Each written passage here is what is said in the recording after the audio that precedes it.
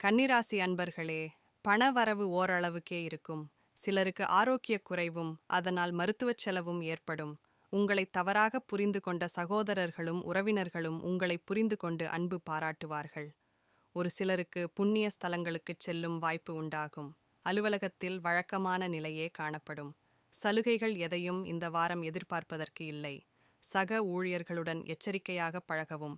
வியாபாரத்தில் விற்பனை மந்தமாகத்தான் இருக்கும். எதிர்பார்த்ததை விடவும் லாபம் குறைவாகவே கிடைக்கும்.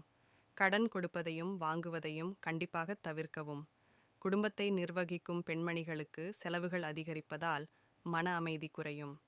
வேலைக்குச் சென்று வரும் பெண்மணிகள் அலுவலகத்தில் மற்றவர்களிடம் அனுசரணையாக நடந்து கொள்வது நல்லது.